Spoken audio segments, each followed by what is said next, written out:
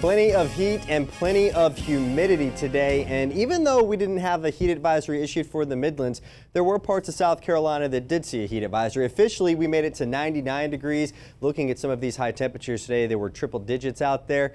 And you don't need an advisory to be reminded that this heat can be dangerous on your health. Meteorologist Garrett Biedenbaum spoke to the experts at USC about this heat. The South is known for being hot, Columbia even famously hot. But as temperatures climb, we need to be a little more cautious, especially while trying to stay fit. If you like to exercise, it's best to do so before 10 a.m. and after 3 p.m., avoiding the hottest part of the day. Dr. Russell Pate, a USC exercise science professor, says there are many ways to stay safe in the scorching sun. Extreme heat is a stressor, and it can be risky. Persons who become dehydrated because of exposure to the temperatures are at increased risk of heat exhaustion or heat stroke, and so fluid replacement is important. If you are already physically fit, you might have a little less to worry about. Persons that are normally active and maintain a good level of fitness and are prepared to apply common sense can and should be physically active through the summer months. Still, the heat doesn't keep everyone indoors. Children continue to play at Finley Park with parents and grandparents, keeping a watchful eye on the fun in the sun. Just only let her play on things that's in the shade and not the sun because it's too hot. An hour at the park's long enough. And if it gets too hot, The naps are good. the heat is here to stay, with the only relief being the usual afternoon thunderstorms. Dr. Pate has some simple advice. Apply common sense and rehydrate thoroughly. In Columbia, Garrett Biedenbaum, Watch Fox News.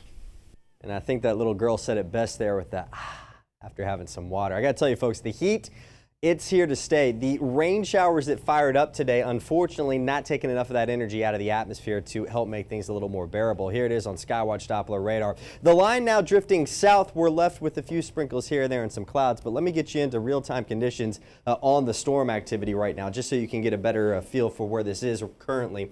Here we go with the radar, and you can see that down towards the Charleston area along I-26, if you do have to travel that way this evening, a line of strong thunderstorms, it'll be out of there within about the next 2 hours. So if you were to leave now, you will run into some of this in Charleston. But as we slide up 26 towards the metro area and into Columbia, you can see that things are starting to fizzle out, which is certainly good news after the activity we dealt with today.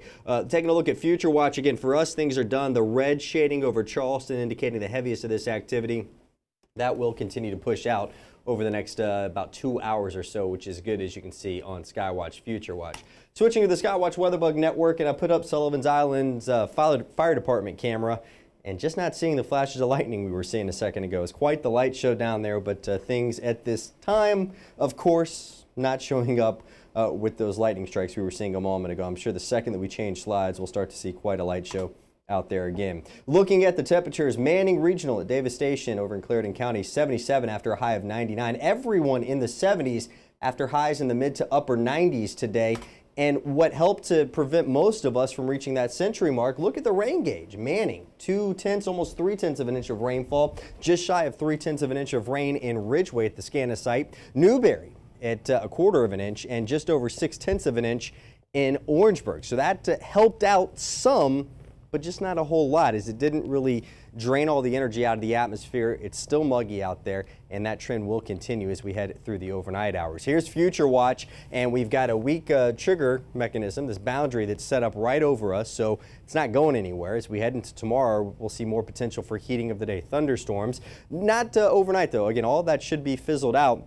Then as we head through your Wednesday, by lunchtime, exactly like today, things will be relatively quiet, but after lunchtime, they start to fire up with more showers, more thunderstorms.